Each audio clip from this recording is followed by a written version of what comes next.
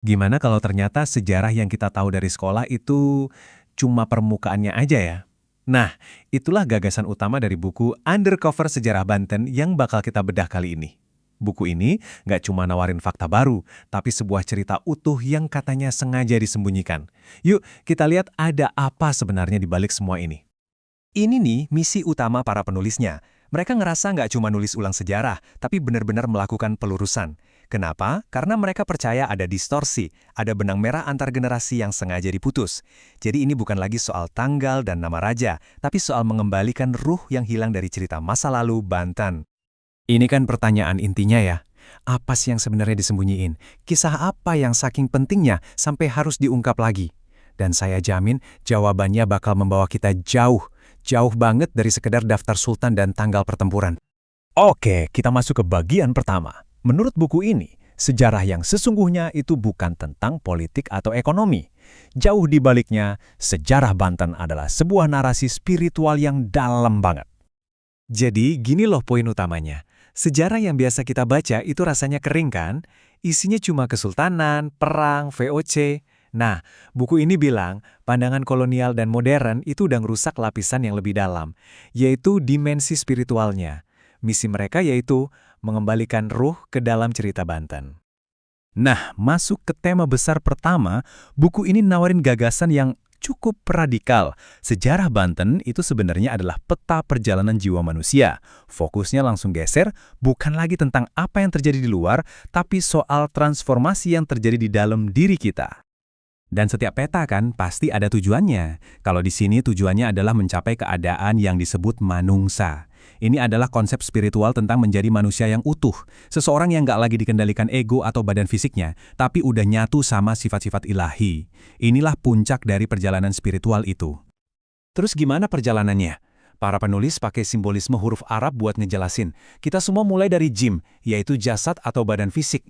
Terus, banyak dari kita yang kejebak di level H, sebagai orang yang dikendalikan ego. Tujuan akhirnya adalah Kho, yaitu menjadi manungsa sejati. Jadi, ini kayak peta transformasi diri.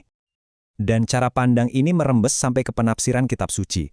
Contohnya, perintah menyembelih sapi di Al-Quran itu nggak lagi dilihat sekedar ritual. Menurut buku ini, itu adalah simbol buat menyembelih hawa nafsu dan sifat kebinatangan di dalam diri kita sendiri. Semuanya kembali lagi ke transformasi batin. Oke, sekarang kita geser ke tema inti kedua yang nggak kalah krusial, silsilah atau garis keturunan. Dan ini bukan soal status sosial ya, tapi sesuatu yang jauh lebih sakral. Menurut buku ini, tahu silsilah kita, apalagi kalau nyambung ke tokoh-tokoh suci, itu bukan buat bangga-banggaan, justru sebaliknya, itu adalah sebuah amanah.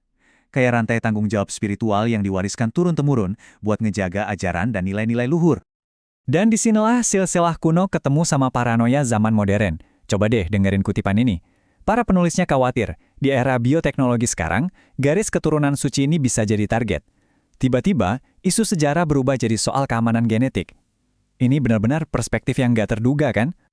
Kita sampai di bagian di mana batas antara sejarah, legenda, dan kitab suci itu jadi kabur banget. Buku ini dengan berani melebur semuanya jadi satu cerita besar yang nyambung. Slide ini ngejelasin bedanya secara sempurna. Di satu sisi ada sejarah konvensional, sultan, politik, VOC. Di sisi lain ada sejarah undercovernya yang isinya soal garis darah kenabian, pernikahan mistis Nabi Khidir, bahkan asal-usul spiritual Ya'juj dan Ma'juj. Ini bukan lagi dua versi cerita, ini udah kayak dua realitas yang berbeda. Biar kebayang seunik apa ceritanya, ada satu legenda lokal yang diangkat lagi. Di sini, Ya'juj dan Ma'juj itu bukan cuma bangsa perusak, tapi diceritain lahir dari tindakan amoral seorang pria terhadap patung. Ini jadi simbol yang kuat banget tentang gimana kerusakan moral bisa melahirkan kehancuran fisik di dunia nyata.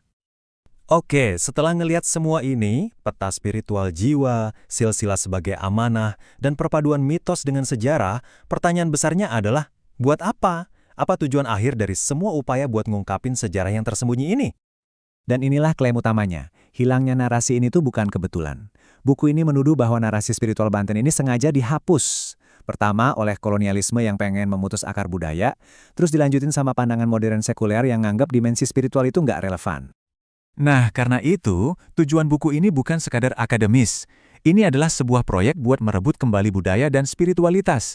Tujuannya adalah untuk ngasih lagi ke masyarakat Banten sebuah identitas yang lebih kaya, yang akarnya kuat pada kearifan leluhur, dan hubungan yang dalam sama yang ilahi. Dan kita tutup dengan pertanyaan ini. Setelah melihat sejarah Banten dari kacamata yang beda banget, mau gak mau kita jadi mikir, sejarah siapa lagi yang disembunyikan? Kisah apa di keluarga atau komunitas kita sendiri yang mungkin sengaja dilupakan? Pada akhirnya, buku ini bukan cuma tentang Banten. Ini adalah undangan untuk mempertanyakan kembali cara kita semua memandang masa lalu kita sendiri.